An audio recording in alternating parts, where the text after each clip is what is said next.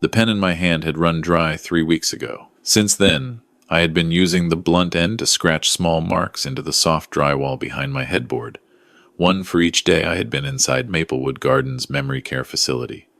There were 41 marks. I counted them every morning before the night aide came in to take my blood pressure and remind me to take the pills I had been hiding under my tongue and spitting into the toilet for the past 6 weeks.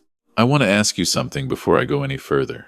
Have you ever sat across a table from your own child and realized, with absolute clarity, that the person looking back at you is a stranger wearing a familiar face?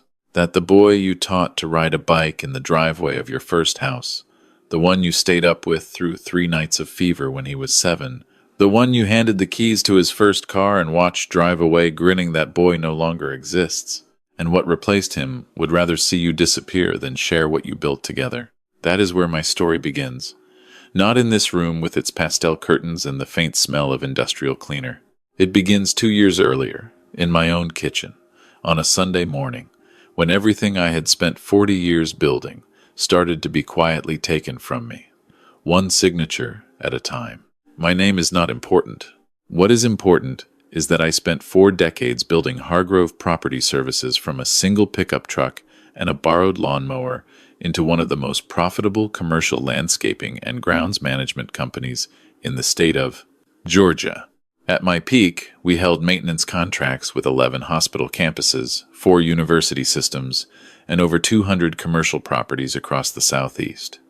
I employed 312 people. I knew the name of every regional supervisor, the birthdays of most of their children, and I had never once missed payroll in 40 years. Not once.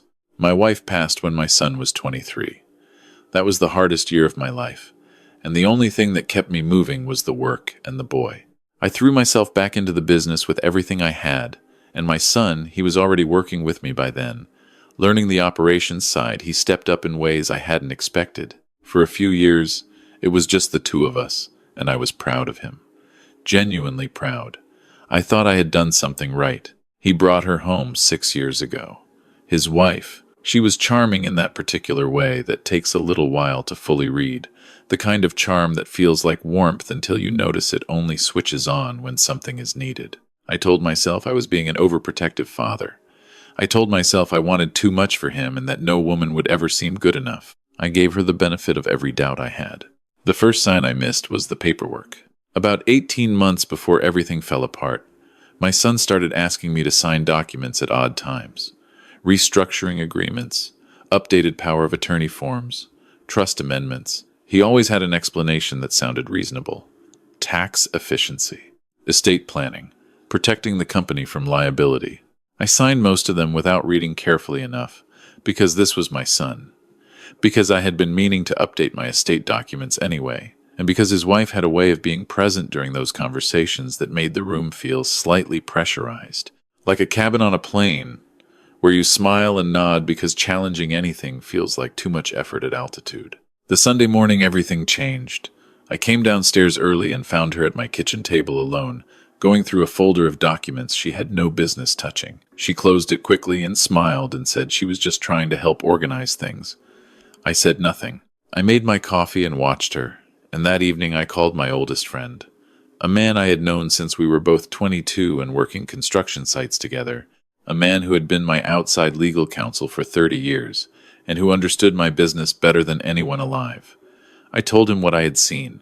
He told me to send him copies of everything I could find. 2 weeks later, my son sat me down in the living room of my own house and told me he was concerned about my memory. I want you to understand how carefully that conversation had been constructed. He had examples ready. 3 occasions in the past month when I had apparently forgotten something significant. A meeting I had missed, which I had missed because he had given me the wrong time. A vendor call I had dropped, which I had not dropped but had rescheduled, and had the email to prove it. A moment at a family dinner where I had, according to him, seemed confused about what year something had happened. I had not been confused. I had simply been telling a story and paused to remember a detail. His wife sat beside him. She held his hand. She looked at me with an expression of such practiced compassion that I almost admired the performance. He said he had already spoken to a doctor. He said the doctor had agreed to evaluate me. He said he only wanted what was best for me. I sat very still, and I listened to everything, and I understood, with the same cold clarity that had made me a good businessman for 40 years, exactly what was happening. The documents I had signed, the power of attorney, the updated trustee arrangements, the restructured ownership agreements I had not read carefully enough. He had been positioning himself for months, and now he needed one more piece. He needed a doctor's note saying I was no longer fit to manage my own affairs. I did not argue. I did not raise my voice. I told him that I appreciated his concern and that I would be glad to see any doctor he recommended. He seemed surprised I agreed so easily. His wife's expression flickered for just a moment before the compassion settled back into place. The evaluation happened 3 weeks later. The doctor was a man I had never met, a psychiatrist who specialized in geriatric cognition, and the appointment had been arranged entirely by my son and his wife. I answered every question carefully. I was cooperative and pleasant. What I did not tell them was that I had already called my friend 2 days earlier and told him exactly what was happening, and that he had called his nephew, who was a healthcare attorney in Atlanta, and that the three of us had a plan. The diagnosis came back 6 days later. Mild to moderate cognitive impairment with recommendation for supervised care. I have since obtained a second and third independent evaluation, both of which found no cognitive impairment whatsoever. But that came later. What came first was my son arriving at my house with his wife and a representative from Maplewood Gardens, a very pleasant woman with a brochure who explained to me in a gentle voice that the transition would be smooth and that I would have my own room. I packed a bag. I kissed the dog. I got in the car. He did not hug me when they dropped me off. His wife did. The first month at Maplewood, I let them believe whatever they needed to believe. I shuffled a little when the staff was watching. I repeated myself occasionally at dinner. I was the model of a man whose edges had softened, whose grip on the present had loosened. The staff was kind. Several of the residents were genuinely lovely people. I played cards with a retired school teacher from Savannah 3 afternoons a week, and she beat me regularly, and I did not mind at all. What the staff did not know was that every Tuesday, when my son's wife came to visit and brought me a magazine and patted my hand and asked how I was sleeping, I was watching her very carefully. I noted what she asked about. I noticed when her eyes moved to my bedside table. I paid attention to what she said and what she did not say and what that silence meant. And what my son did not know was that every Thursday, my friend came to visit, always signing in as a family acquaintance, and always leaving with a piece of paper tucked inside his jacket. I should explain about my financial situation, because this matters, and I want there to be no confusion. Before all of this began, before the first document was placed in front of me, I had quietly moved a significant portion of my personal liquid assets, not company assets, but money accumulated over decades of personal savings into an independent account held in the name of a small private trust. My friend had helped me establish 15 years earlier, originally for estate purposes. It was in my name, structured to require 2 trustees to access, and my son was not one of them. He did not know it existed. That account paid the legal fees, every single one of them, from the first consultation to the final court appearance. My son believed I had no resources, no access to funds, no way to fight back. This was the foundation of his confidence. And it was the first thing he was wrong about. The second thing he was wrong about was my assistant. She had worked for me for 19 years. She had started as a receptionist at 24 and had become the operational backbone of the company. A woman who knew every contract, every client relationship, every internal process better than anyone else on the payroll, including my son. When the new management structure was installed after I was placed at Maplewood, my son kept her on because he needed her to run things. This was a miscalculation of extraordinary proportions. She had called my friend the week I was admitted. She did not need anyone to explain to her what was happening. She had been quietly documenting everything for months before I even fully understood the scope of it myself, and she continued documenting it from the inside. Every board meeting, every contract amendment, every communication that crossed her desk that should not have been signed the way it was signed. My son was good at charm. He was not good at operations. Under his management, 3 major hospital contracts had developed service complaints. 2 university clients had sent formal notices of concern. He had renegotiated 2 vendor agreements in ways that saved money in the short term and created liability exposure that a good lawyer could drive a truck through. My assistant kept records of all of it. She was meticulous. She had learned from me. What I had not expected was what my son was doing with the money. I found out in the 5th month from a document my assistant passed to my friend during a meeting I was not present for.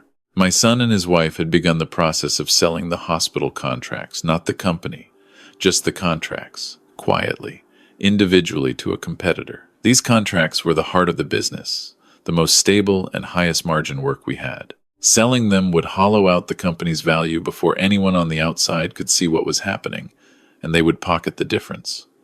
The company, on paper, would appear to decline naturally. My son would express regret. His wife would suggest it was simply too difficult to maintain without my oversight. It was elegant in a way that made me genuinely angry for the first time since all of this began. I had been sad before. I had been clear-eyed and calculating. But that document made me angry in a way that clarified things, the way very cold water clarifies a tired mind. I told my friend we were moving up the timeline. I want to describe what the next 8 weeks looked like from inside a memory care facility, because I think it matters for you to understand. I was still performing, still shuffling occasionally, still repeating a story at dinner that I had told the week before, still accepting the magazines his wife brought and saying thank you and asking after people I pretended to barely remember. She would leave those visits reassured. I could tell by the way her shoulders dropped as she walked out. She thought she understood exactly how much of me was left, and she was wrong by a margin she could not begin to calculate. Meanwhile, my friend's nephew had built a case that had 4 distinct components. First, the fraudulent psychiatric evaluation, obtained through a doctor who had a prior professional relationship with his wife's family, something that had taken 3 months to establish but was documented thoroughly. Second, the documents I had signed under circumstances that a forensic handwriting and contract specialist would testify had the characteristics of financial elder abuse. Third, the contract sales, 2 of which had already been completed, which constituted unauthorized disposal of company assets that my son did not have clear legal authority to sell, because the trust restructuring he had arranged had a specific flaw in it, a clause that required my signature as co-trustee for any asset transaction over a defined threshold, a clause he had apparently not read carefully. Fourth, a separate civil complaint from 2 board members who had reached out independently after my assistant made some careful, deniable references to the situation during a routine quarterly meeting. I did not know the exact date it would all come together until my friend visited on a Thursday in late October and told me that the following Monday there would be a court hearing on an emergency petition for independent conservatorship review filed by the healthcare attorney, and that the outcome of that hearing would likely determine everything. I slept well that weekend, better than I had in months.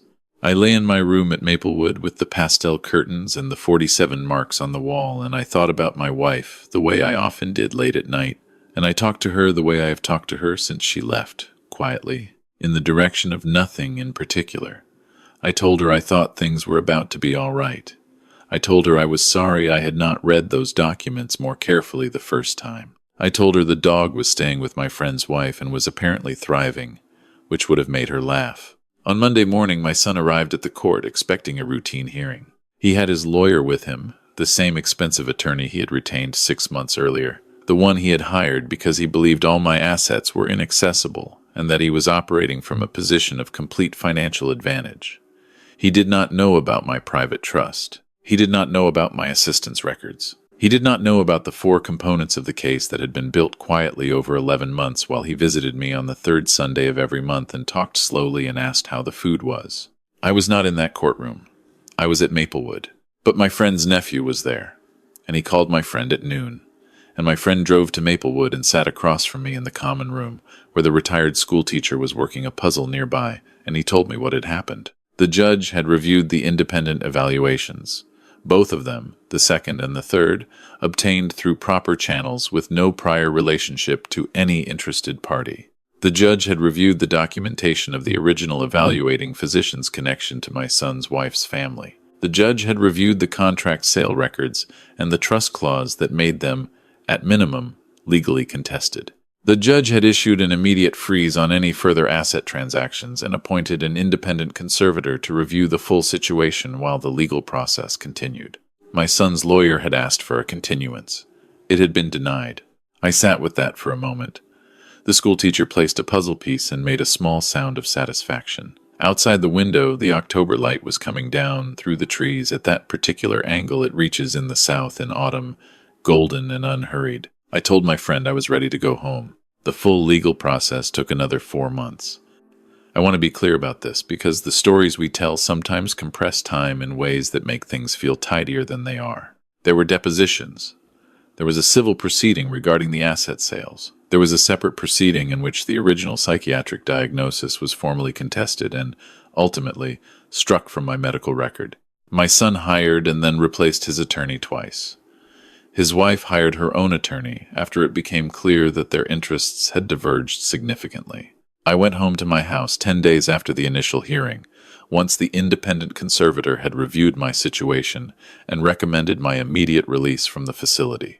A different doctor, board certified, with no connection to anyone involved, evaluated me and wrote, in clear language, that I displayed no markers of cognitive impairment and that the original diagnosis had been based on insufficient and potentially compromised methodology. I walked out of Maplewood on a Tuesday morning.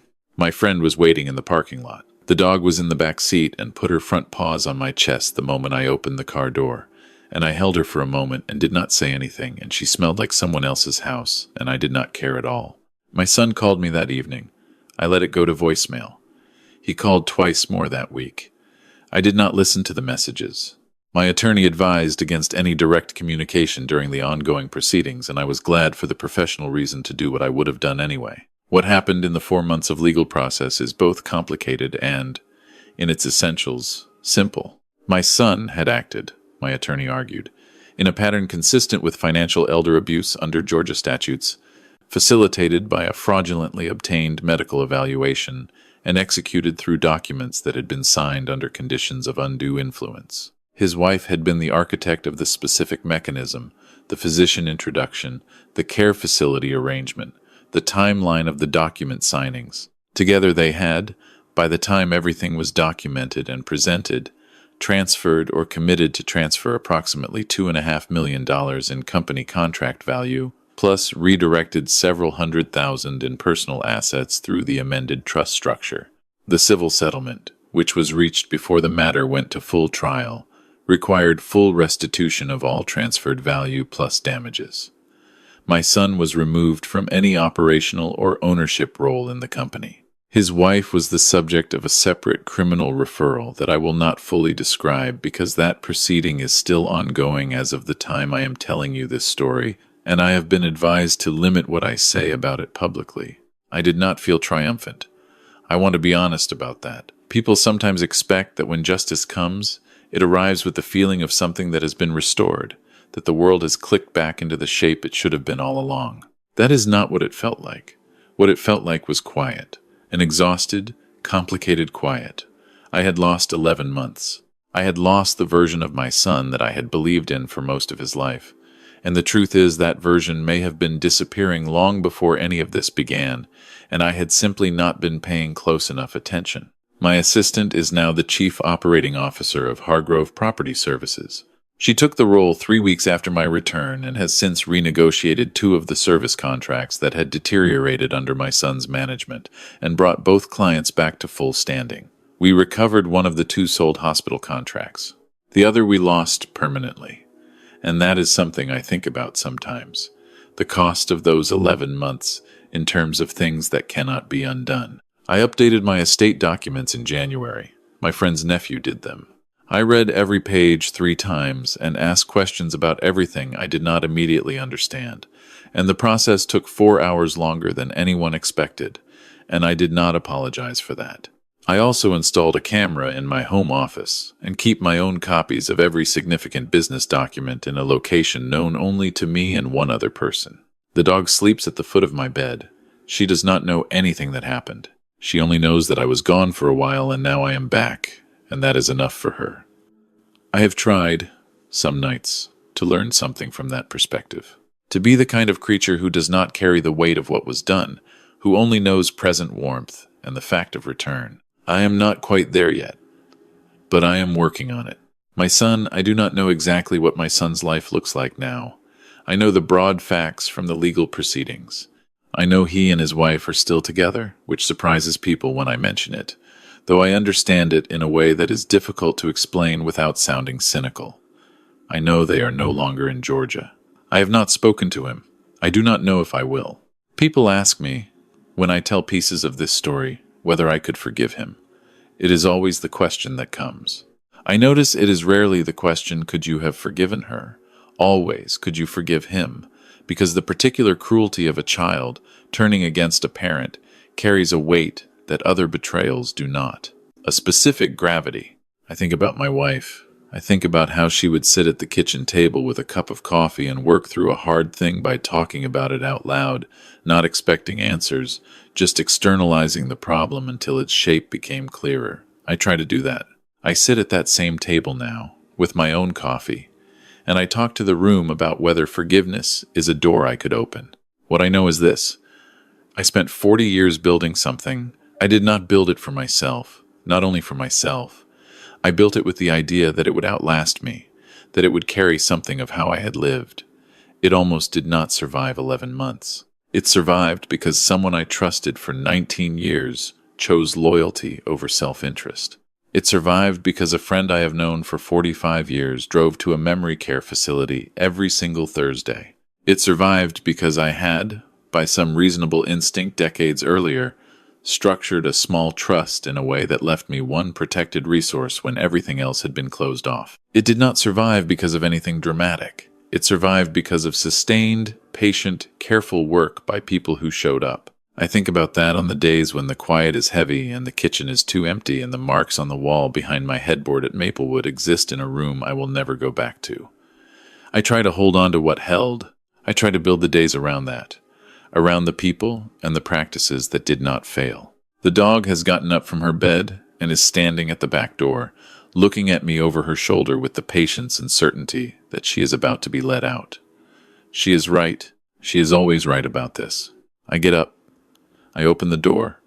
The backyard is still and cold in the early morning, and she walks out into it like she owns every inch, which in every way that matters, she does. I stand in the doorway and watch her and breathe the cold air, and I am 67 years old, and I am standing in my own house, and I am, for the first time in a very long time, exactly where I am supposed to be.